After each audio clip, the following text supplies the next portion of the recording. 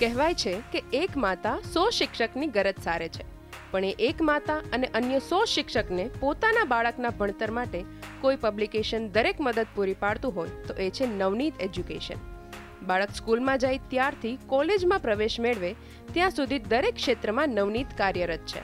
પછી એ અભ્યાસને લગતા પુસ્તકો હોય કે પ્રશ્નોત્તરીના સંગ્રહ, બાળ વાર્તા હોય કે સામાન્ય જ્ઞાનની વાત, નવનીત પબ્લિકેશન દરેક માહિતી પૂરી પાડે છે અને તેમની ટેગલાઇન નોલેજ ઇઝ વેલ્થ સાર્થક કરે છે. માત્ર પબ્લિકેશન જ નહીં, નવનીત સ્ટેશનરીના ક્ષેત્રોમાં તો આંતરરાષ્ટ્રીય કક્ષાએ કામ કરે છે અને ડિજિટલાઇઝેશનમાં પણ ભારતમાં મોખરે રહ્યું છે. આ તો વાત થઈ બિઝનેસની, પણ નવનીત પરિવાર માત્ર બિઝનેસ જ નહીં, સમાજ સેવામાં પણ આગળ પડતો રહ્યો છે, જે તેમના દ્વારા જ પ્રકાશિત થયેલા સેવા સુમન પુસ્તક દ્વારા આપણે જાણી શકીએ છીએ. આજે આપણે રૂબરૂ થઈશું નવનીત પરિવારના સુનિલભાઈ ગાલા સાથે, જેઓ જણાવે છે કે કેવી રીતે 3 પેઢી મળીને ચલાવે છે આ નવનીત ગ્રુપને. નમસ્કાર. જ્યારે આપણને કોઈ નોટબુક, વર્કબુક અથવા તો ગાઈડની જરૂર પડે તો એક જ પબ્લિકેશન યાદ આવે છે, એ છે નવનીત. ત્યારે જ આજે આપણી સાથે વ્યક્તિ વિશેષ તરીકે આપણે રૂબરૂ થવાના છે નવનીત પબ્લિકેશનના MD જ્ઞાનેશ ગાલા, જેઓને સુનિલ ગાલાના નામે જાણીતા છે. સુનિલજી, સ્વાગત છે CNBC બજારમાં. ત્યારે જ આપણે જોયું કે નવનીત પબ્લિકેશન લગભગ 50 વર્ષથી પણ જૂનું છે. તો આ પબ્લિકેશનની શરૂઆત કેવી રીતે થઈ? લગભગ 1945થી મારા વડીલો જે કચ્છમાંથી મુંબઈ આવ્યા ત્યારે ધંધાની શોધની અંદર એ લોકોને રિટેલ બુક બિઝનેસીસનો ચાન્સ મળ્યો. એમણે રિટેલ બુક કરતાં સેકન્ડ હેન્ડ બુક્સને બી કેવી રીતે વધારે પ્રમોટ કરી શકાય જેથી એન્ડ યુઝર એટલે કે છોકરાઓના ખર્ચા ઓછા થાય એ માટે ખૂબ પ્રયત્ન કરતાં 15 વર્ષ એ એક્ટિવિટીમાં એમણે કામ કર્યું. એ દરમિયાન 1958-59ની અંદર મારા ફાધર ડુંગરશીભાઈ ગાલા, જેમને ખ્યાલ આવ્યો કે હજી બી જે જરૂરિયાત છે છોકરાઓને, ટીચરોને અથવા સ્કૂલોને, એ પ્રકારના રાઇટ પુસ્તકો છે જ નહીં. એટલા માટે એમણે પહેલું પુસ્તક શરૂ કર્યું, હિન્દી 2 દિનો મેં, 1959ની અંદર.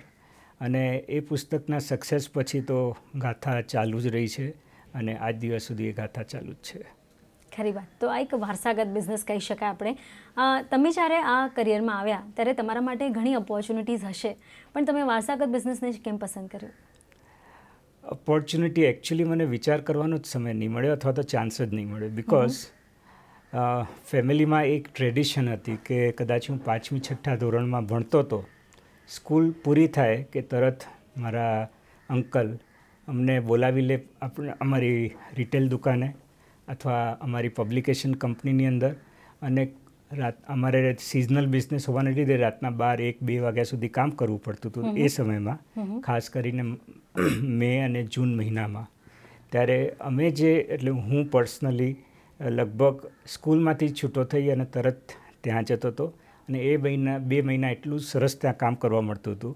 એટલે કે અમે પહેલેથી આ ધંધામાં એવા ગૂંથવાઈ ગયા હતા કે જેવું ગ્રેજ્યુએશન પૂરું કર્યું એટલે મને બીજો કોઈ વિચાર નહીં આવ્યો અને હું આ ધંધામાં જોડાઈ ગયો.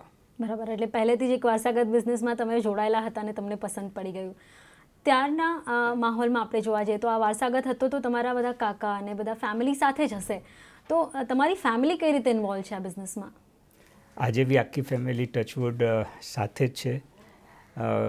એવું કોઈ બી કહીએ કે અમને એકબીજા માટેનો અસંતોષ છે જ નહીં, અને એટલે આજે 3 પેઢીઓ અમે એકસાથે રહ્યા છીએ. મજાની વાત એ છે કે દરેક ફેમિલી મેમ્બર આજે કોઈક ને કોઈક સેક્શન સંભાળી રહ્યા છે, એટલે રોજના વ્યવહારમાં કોઈ દિવસ કોઈ એકબીજા સાથની વચમાં આવતા નથી. પણ અમે દર 3 મહિને સાથે પાછા મળીએ બધા, અને પોતપોતાના સંસ્થા અથવા એક્ટિવિટીઝની અંદર જે કોઈ પ્રોગ્રેસ થયો હોય, ઇસ્યુ થયો હોય એનો અમે ડિસ્કસ કરીએ, અને એને લીધે બધાને માહિતગાર કરાવાય છે. અને એ રીતે ધીરે ધીરે આ એક પ્રથા પડી ગઈ છે, એટલે અમારે પ્રશ્નોનો કોઈ આવતા જ નથી. અને આ જ પ્રથા સેકન્ડ જનરેશન એટલે કે હું છું અને થર્ડ જનરેશન જે લોકો અંદર આવી ચૂક્યા છે, બધાને આ પ્રથાથી બધા અનુરૂપ થઈ ગયા છે, એટલે આજ દિવસ સુધી બધું બરાબર ચાલે છે. ત્યારે તમે જ્યારે આ ફિલ્ડમાં આવ્યા ત્યારે નવનીત પબ્લિકેશન શું હતું, ત્યાંની ચેલેન્જીસ શું હતી, ને આજે આટલો વર્ષોમાં કેટલો બદલાવ આવ્યો છે? નો ડાઉટ નવનીતની સ્ટોરી 56-57 વર્ષ પબ્લિશિંગ લાઇનમાં થઈ છે, હું જોડાયો લગભગ 1983ની અંદર. ત્યારે ધંધો ખૂબ નાનો હતો, નો ડાઉટ, પણ દરેક ફેમિલી મેમ્બર, મારા મોટા ભાઈઓ કે પછી આવનાર ભાઈઓ, બધાએ સારી રીતે કોન્ટ્રીબ્યુટ કર્યું. ત્યારે અમે એક નાની પાર્ટનરશિપ સંસ્થાની અંદર કામ કરતા હતા. એ પાર્ટનરશિપ સંસ્થાની અંદર ઘણી ચેલેન્જીસ આવતી હતી અમને. સૌથી પહેલાં સિઝનલ ધંધાને લીધે અમને દર વર્ષે રૂપિયા બહારથી લેવા પડતા હતા અને અમારે એટલે સ્ટોક બિલ્ડ કરવો પડતો હતો અને પછી જ્યારે રૂપિયા છૂટા થાય ત્યારે અમે પાછા આપતા હતા. પણ જેમ જેમ ધંધો વધતો ગયો તેમ તેમ રૂપિયાની જરૂર વધારે પડતી ગઈ. એ ખ્યાલ જેમ આવતો ગયો ત્યારે અમે વિચાર કર્યું કે આ રીતે કંઈ બહુ લાંબુ ના ચલાવી શકાય. એટલે પછી અમે લગભગ 1990-91ની અંદર નક્કી કર્યું કે આપણે આને એક એવે સ્ટેટસ પર લઈ આવીએ, એવી કંપનીના માળખામાં લઈ આવીએ કે આપણે આ જે દર વર્ષના પ્રશ્નો છે, ખાસ કરીને સ્ટોક બિલ્ડ કરવા માટેના રૂપિયાના, એમાંથી બહાર આવી જઈએ. એટલે અમે પછી પબ્લિક લિસ્ટેડ કંપની બનાવી અને એ પબ્લિક લિસ્ટેડ કંપની આજે એક માળખા નીચે અમે જ્યારે કામ કર્યું ત્યારે એનો ફાયદો અમને ખૂબ જ દેખાયો અને આજે ફોર્ચ્યુનેટલી નવનીતને હવે આવા કોઈ પ્રશ્નોમાં અમે લોકો નથી રહ્યા. તમે જ્યારે આ કરિયરમાં આવ્યા ત્યારે કઈ રીતની બુક્સનો ટ્રેન્ડ હતો? શું ત્યારે માઇથોલોજીકલ વધારે ચાલતી હતી કે તમે એજ્યુકેશન સેક્ટરમાં સૌથી વધારે આગળ છો, તો ત્યાં કઈ રીતની પ્રોગ્રેસ તમને જોવા મળી હતી? અમે પહેલેથી આજ દિવસ સુધી ધોરણ 1થી ધોરણ 12ના પુસ્તકો જ પબ્લિશ કર્યા છે. ફેમિલીએ એક નિર્ણય લીધો છે કે 1થી 12 ધોરણમાં જ એટલો બધો સ્કોપ છે કે અમારે એનાથી બહાર જવાની ઈચ્છા જ નથી. એટલે પુસ્તકોનો સવાલ છે ત્યાં સુધી અમે લોકો 1થી 12 ધોરણ, જેમાં ગુજરાત માટે ગુજરાતી અને ઇંગ્લિશ માધ્યમ અને મહારાષ્ટ્ર માટે મરાઠી, અંગ્રેજી, હિન્દી અને ઉર્દુ, આ 4 માધ્યમમાં અમે ધોરણ 1થી 12 માટેના તમામ વિષયો માટે પાઠ્યપુસ્તકને અનુરૂપ ગાઈડ, વ્યવસાય એટલે કે સ્વાધ્યાય પોથીઓ અને અમારી એક બહુ જ પોપ્યુલર સિરીઝ છે 21 અપેક્ષિત પ્રશ્ન સંચ, જે અમે લોકો પબ્લિશ કરી રહ્યા છીએ. અને આ બધા પુસ્તકો અમે ખાસ કરીને 3 બ્રાન્ડ્સ, જે કદાચ એન્ડ યુઝર સુધી બધાને જ ખ્યાલ હશે કે નવનીત એટલે ગાઈડો માટે, ગુજરાતમાં સ્વાધ્યાય પોથી એટલે ગાલાના બ્રાન્ડ નામે, અને એ જ રીતે મહારાષ્ટ્રમાં સ્વાધ્યાય પુસ્તિકા, જેને અમે વ્યવસાય પુસ્તિકા કહીએ છીએ, એ વિકાસ પ્રકાશનના નામ અંડર આજ બહુ જ પ્રચલિત છે. ત્યારે જ નવી પેઢીની જ વાત ચાલી રહી છે, તો તમારા ફેમિલી, જ્યારે તમે ફેમિલી ઓન બિઝનેસ છે તો ઘણા બધા તમારા ફેમિલીવાળા સાથે છે, પણ શું એમના ક્યારે મત મતાંતર નથી થતા કે તેઓ પોતાના મત સામે નથી મૂકતા કે આનાથી બીજો કોઈ કરવું જોઈએ વ્યવસાય, કે પછી આમાં જ આગળ છે આખી પેઢી? સાચી વાત એ છે કે બુક પબ્લિશિંગ બિઝનેસ એક કેશ કાઉ બિઝનેસ છે. મહેનત ખૂબ માંગી લે છે, પણ સાથે સાથે દરેક ફેમિલી મેમ્બર નાનપણથી જે રીતે મહેનત કરવા ટેવાયેલો છે, એટલે એ પ્રશ્ન અમને આવતો જ નથી. કેશ કાઉ બિઝનેસ છે. હા, ફક્ત પુસ્તકના બિઝનેસમાં આટલા બધા ફેમિલી મેમ્બર આવે તો શું કરે, આ એક પ્રશ્ન અમારા માટે હંમેશા રહ્યો છે. એટલા માટે જ અમે લોકોએ લગભગ 1990ની આજુબાજુ સ્ટેશનરીનો બિઝનેસ ચાલુ કર્યો. એ એટલા માટે ચાલુ કર્યો કે જે રો મટીરિયલ એના માટે જોઈતું હતું, એટલે કે પેપર, એ જ સપ્લાયર હતા જે અમને પુસ્તકો માટે આપતા હતા. અને એન્ડ કસ્ટમર એટલે કે અમારા દરેક સ્ટુડન્ટ્સ જે ગાઈડ વર્કબુક વાપરતા હતા એ જ લોકો વાપરવાના હતા. એટલે અમે પછી સ્ટેશનરીના ધંધામાં ચલણ શરૂ કર્યું. પુસ્તકો આજ દિવસ સુધી અમે મહારાષ્ટ્ર અને ગુજરાત માટે જ બનાવ્યા છે, પણ સ્ટેશનરી જે છે એ અમે લોકો ઓલ ઓવર ઇન્ડિયા આજે એનું અમે વેચાણ કરીએ છીએ. અને એ બી આનંદ છે અમને કે નવનીતની બ્રાન્ડને સ્ટેશનરી દ્વારા ઓલ ઓવર ઇન્ડિયા લઈ જવામાં સ્ટેશનરી બિઝનેસનો ખૂબ મહત્ત્વનો ફાળો છે. ઓકે, પણ ત્યારે જો બુક્સની વાત કરીએ તો તમે અત્યારે જ કીધું કે મહારાષ્ટ્ર અને ગુજરાતમાં તમારો વિસ્તાર સૌથી વધારે છે. આ બે ક્ષેત્રોથી આગળ વધવાનું તમે ક્યારે વિચાર્યું? શું અડચણો તમને આવી? એક સરસ સવાલ કર્યો, કારણ કે ભારતની અંદર જે શિક્ષણની પ્રથા છે એ પ્રથાને ધ્યાનમાં રાખીએ તો જેટલા રાજ્યો છે આપણે ત્યાં, એટલા અલગ અલગ પ્રકારના સિલેબસીસ છે. લોકલ લેંગ્વેજ તો એક અલગ વાત છે, પણ દરેક રાજ્યોનું અલગ અલગ સિલેબસ છે. હવે દરેક સિલેબસને અનુરૂપ કોઈ બી પુસ્તકો બનાવવા એક બહુ મોટું કામ છે. પબ્લિકેશનની અંદર 2 મુખ્ય કામ હોય છે. એક સારું કોન્ટેન્ટ, એટલે કે જે આપણે કોન્ટેન્ટ કહીએ તે બનાવવું, અને પછી સ્કૂલથી સ્કૂલ જઈ અને એને માર્કેટિંગ કરવું એ બહુ જ લાંબો પ્રોસેસ છે. એટલે એ ધ્યાનમાં રાખીને અમે લોકોએ વિચાર કર્યો કે મહારાષ્ટ્ર અને ગુજરાત જે બે ઇન્ડિવિજ્યુઅલ એક દેશ જેવા છે એમાં જ કેમ દરેક નાનામાં નાના ગામ સુધી અમે પહોંચી અને એક છોકરાને મદદ મળે એ રીતે કરીએ. એટલે અમે લોકો પુસ્તકોને હંમેશા આ પૂરતું જ સીમિત રાખ્યું, મહારાષ્ટ્ર અને ગુજરાત પૂરતું. પણ આજના દિવસમાં હવે સિનારીઓ ચેન્જ થતો જાય છે. ચેન્જ એ રીતે છે કે હવે દરેક સ્ટેટની અંદરની શાળાઓ, ખાસ કરીને પ્રાઇવેટ સ્કૂલો જેટલી છે, એ લોકોને બી ઈચ્છા થઈ છે કે તે લોકો સ્ટેટના સિલેબસને ધ્યાનમાં ફક્ત ન રાખતા સેન્ટ્રલના સિલેબસને ધ્યાનમાં લઈ અને એ પ્રમાણેનું ભણતર કરાવડાવવું છોકરાઓને, એવું એ લોકોએ શરૂ કર્યું છે. એટલે આજની જરૂરિયાત એવી છે કે મહારાષ્ટ્ર અને ગુજરાતની અંદર બી પ્રાઇવેટ શાળાઓ છે, એમને સેન્ટ્રલ સિલેબસ અનુરૂપ પુસ્તકો જોઈએ છે. એટલે અમે લોકોએ છેલ્લા 5-6 વર્ષની અંદર હવે એવા પુસ્તકો બનાવ્યા છે કે જે અહીંયાની પ્રાઇવેટ સ્કૂલોમાં ચાલી શકે, અને બનાવ્યા અને લાગ્યું કે આ પુસ્તકો તો ભારતભરમાં વેચી શકાય છે. એટલે હવે અમે છેલ્લા 5 વર્ષથી ભારતભરમાં અમારા એ પુસ્તકો પ્રચલિત કરવા માટેના પ્રયત્નો કરીએ છીએ. એટલે આજે એક બહુ જ સરસ બ્રાન્ડ, એટલે કે એક નવી બ્રાન્ડ, અમે ઇન્ટરનેશનલ બ્રાન્ડ હું કહી શકું કે ગ્રફાલ્કો કરીને અમારી એક નવી બ્રાન્ડ કરી છે કે જે પુસ્તકો અમે દરેક શાળામાં આપીએ છીએ અને એનો બિઝનેસ બી ખૂબ સારો વધતો જાય છે. આજે જો એજ્યુકેશનની જ વાત કરીએ, તમે જે રીતે લેંગ્વેજીસની વાત કરી રહ્યા છો, કન્ટેન્ટની વાત કરી રહ્યા છો, તો જોવા જઈએ તો પ્રિન્ટિંગ પ્રેસ તો કોઈ પણ શરૂ કરી શકે છે, પણ પબ્લિકેશન જ્યાં કન્ટેન્ટ એક મહત્ત્વની વસ્તુ હોય છે, એવામાં હવે જો સ્ટેટ વાઇઝ અગર તમે જવા જાઓ તો હવે ફક્ત સ્ટેટ વાઇઝ એજ્યુકેશન નથી રહ્યું. તમે જોશો તો ICSE આવી ગયું છે, IB બોર્ડ્સ આવી ગયા છે. તો આ બધા બોર્ડ્સના જે કરિક્યુલમ હોય છે એને પહોંચી વળવા તમે કઈ રીતના પ્રયાસ કરી રહ્યા છો? કોઈ ડિફિકલ્ટીઝ આવી રહી છે? નવનીત, જ્યારથી શરૂઆત થયું ત્યારથી વડીલોની એક જ ઈચ્છા હતી કે મેક્ઝિમમ નંબર ઓફ સ્ટુડન્ટ્સને આપણે પ્રોડક્ટ આપીએ. હવે આપણે હમણાં ICSEની વાત કરીએ, ભારતભરમાં ફક્ત 2000 સ્કૂલો છે. એ બી કોન્સન્ટ્રેટેડ કોલકાતામાં અથવા મુંબઈ, પૂનામાં અથવા સાઉથમાં થોડી ઘણી, પણ ફક્ત 2000 સ્કૂલો છે.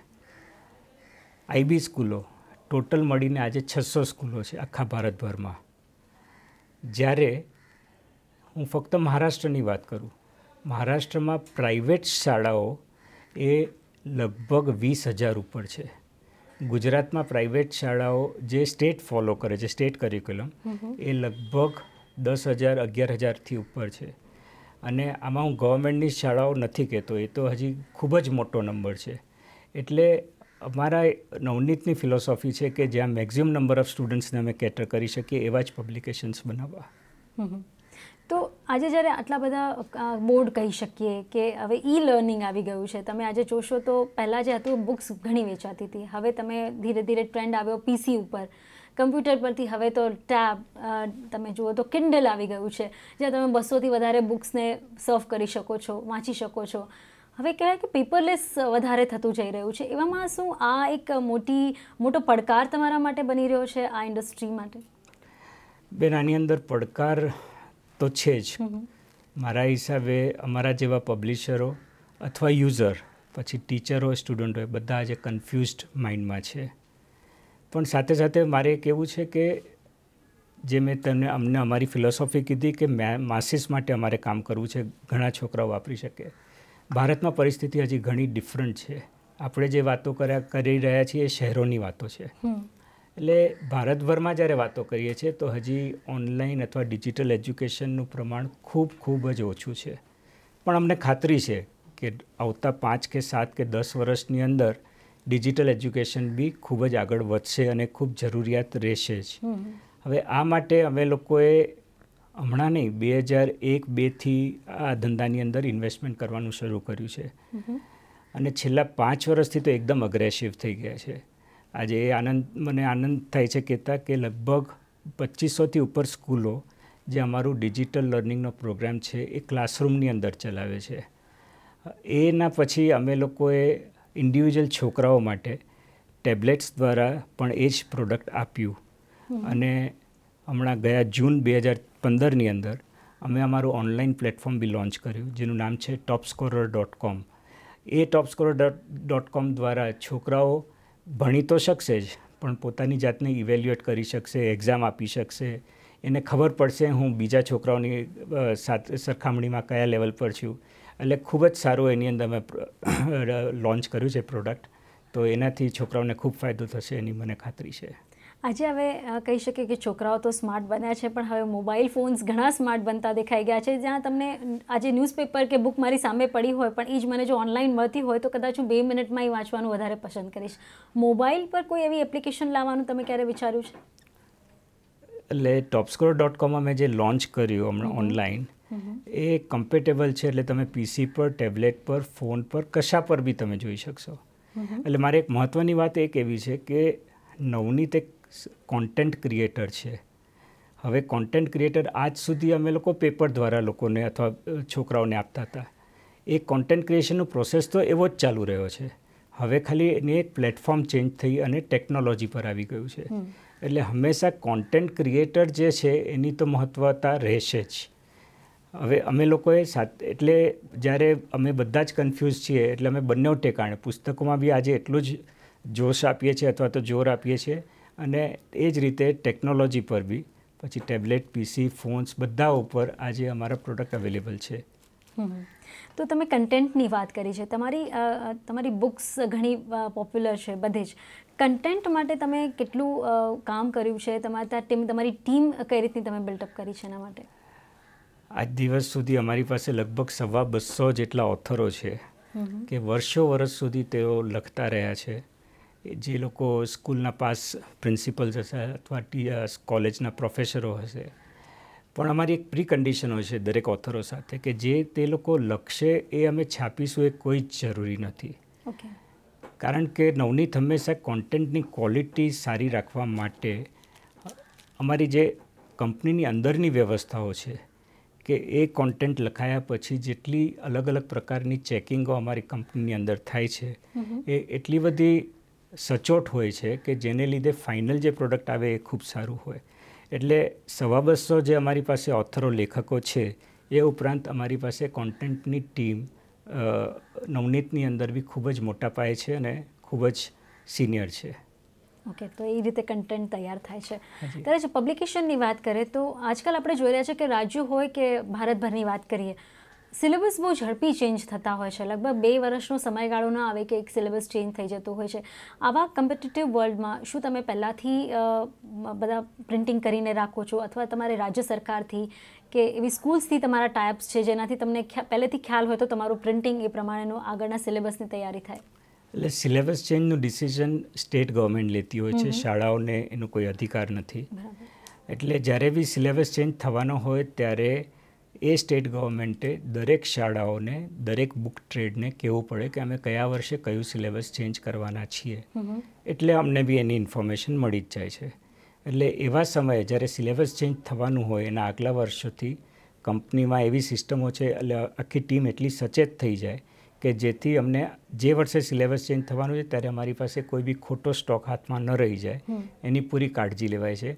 અને આજે થેન્કફુલી આટલા વર્ષોમાં અમને અમારા બિઝનેસના કદાચ 0.5% બી આ રીતે અમારે સ્ક્રેપમાં વેચવું પડ્યું હોય, રદ્દીમાં વેચવું પડ્યું હોય એવું બન્યું નથી. એટલે એ કદાચ અમારી ઇન્ટરનલ સ્ટ્રોંગ સિસ્ટમ્સ છે એ કારણે જ.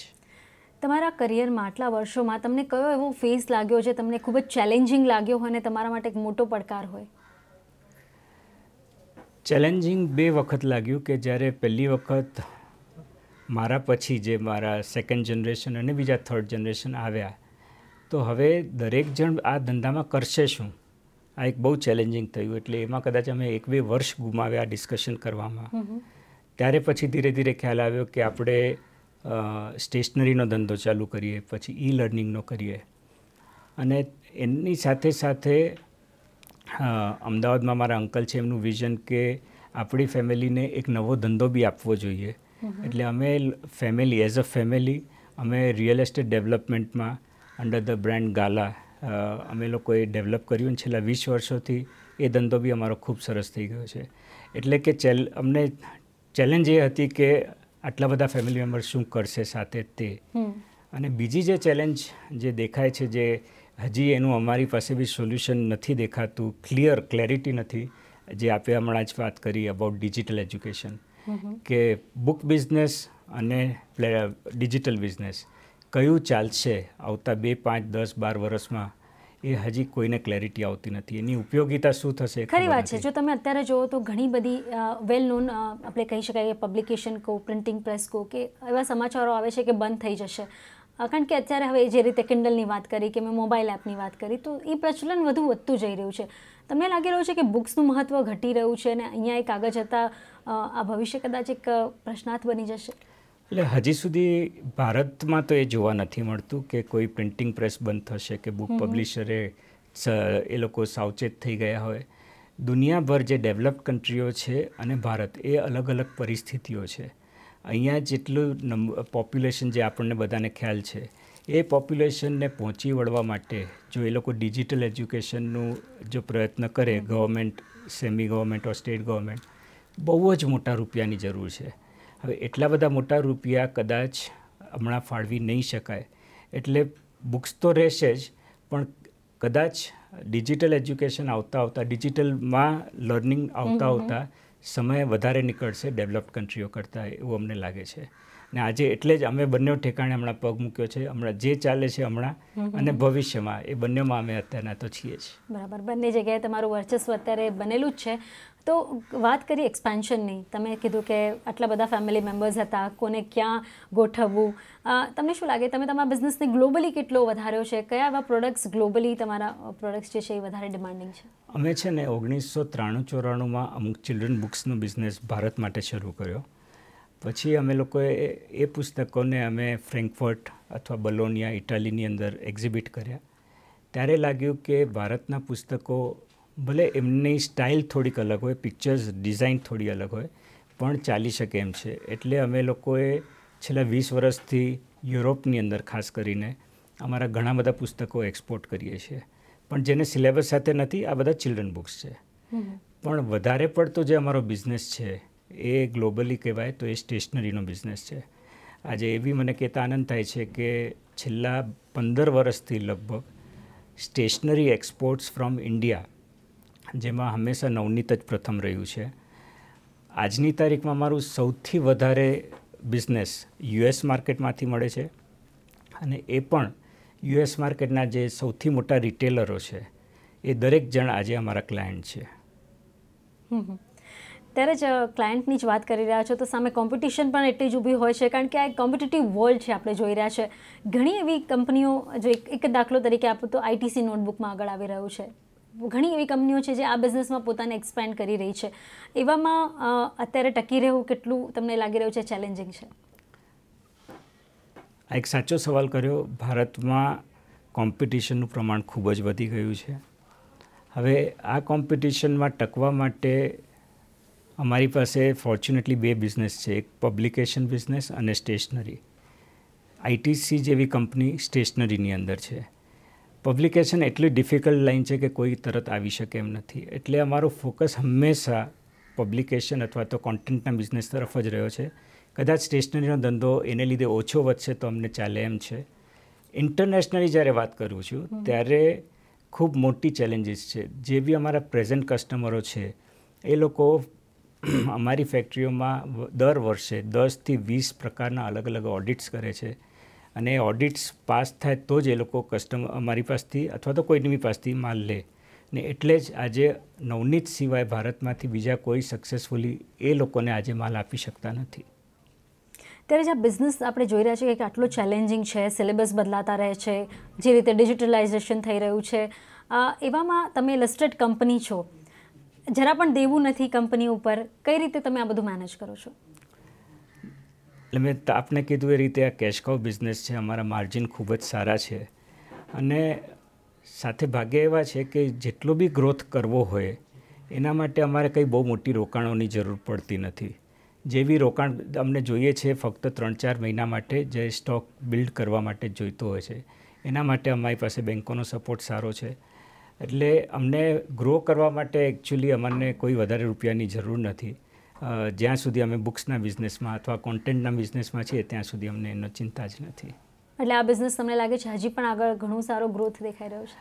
મારા હિસાબે ઓપોર્ચ્યુનિટી તો એટલી બધી મોટી છે એજ્યુકેશન લાઇનની અંદર, ખાસ કરીને ભારતની અંદર, કે જેટલી બી મહેનત કરાય, જેટલા બી એફર્ટ્સ કરાય એ ઓછા પડશે. અમારે તૈયાર થવાનું છે વધારે ને વધારે કે આ જેવી જરૂરિયાત છે એને અમે લોકો કેવી રીતે પહોંચી વળીએ. બરાબર છે. ત્યારે જ ફ્યુચર પ્લાન શું હશે આ કંપનીના અને તમારે પોતે આગળ કઈ રીતે ગ્રોથ કરશો? તો ફ્યુચરની અંદર અમે લોકો અમારી બધાની ઈચ્છા એ છે કે ભારતભરમાં, ખાલી મહારાષ્ટ્ર ગુજરાતની, ભારતભરમાં નવનીત એક સારામાં સારી એડ્યુકેશનલ કંપની ઓળખાય એ અમારું ખૂબ જ મોટી ઈચ્છા છે અને વિઝન છે. અને એ વિઝનને ધ્યાનમાં રાખીને અમે કદાચ ડિજિટલ પ્લેટફોર્મ ઉપર વધારે ને વધારે પ્રોડક્ટ્સ જલ્દીમાં જલ્દી લાવીશું એવું અમારું મને ખાતરી છે. ખરી વાત છે. જ્યારે આ ડિજિટાઇઝેશનની વાત આવે છે તો આખરે હું આ જાણવા માંગીશ કે કોઈ વિદેશી કંપની સાથે અથવા એવી કોઈ બ્રાન્ડ સાથે તમારું ટાઈઅપ છે કે કોલેબોરેશન આગળ તમે વિચારી રહ્યા છો જેનાથી તમારા બુક્સને કે સ્ટેશનરીને આગળ હજુ એક વૈશ્વિક સ્તરે એક બ્રાન્ડ મળે? ઇન્ટરનેશનલ કંપનીઓનું કામ નથી ભારતની અંદર as far as content is concern. ભારતની અંદરનું જે કોન્ટેન્ટ જરૂરિયાત છે એમાં રિજનલ લેંગ્વેજ, દરેક સ્ટેટની રિજનલ લેંગ્વેજ બહુ જ ઇમ્પોર્ટન્ટ હોય છે અને અહીંયાનું સિલેબસ આધારિત જ પુસ્તકો હોવા જરૂરી છે. એના માટે ઇન્ટરનેશનલ પબ્લિશર સાથે એસોસિએટ કરવાનો કંઈ ફાયદો નથી. ડિજિટલ પ્લેટફોર્મ માટે બી એ જ તકલીફ છે કે એ લોકો અમે એમનું કયું કોન્ટેન્ટ વાપરીએ કે જે અમે લઈ જઈ શકીએ.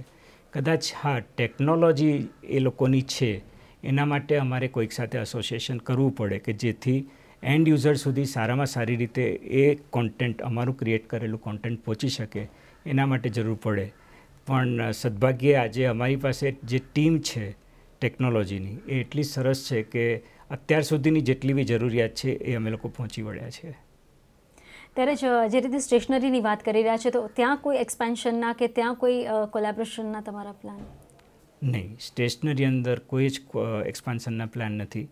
ધંધો જેટલો બી વધે છે એટલે હવે અમે નવા ઇન્વેસ્ટમેન્ટ કરવા કરતાં અમે બહારથી મેન્યુફેક્ચરિંગ કરાવડાવી અને અમારો ધંધો વધારીએ છીએ, પણ એની અંદર કોઈ જ બીજા મોટા ઇન્વેસ્ટમેન્ટના પ્લાન નથી.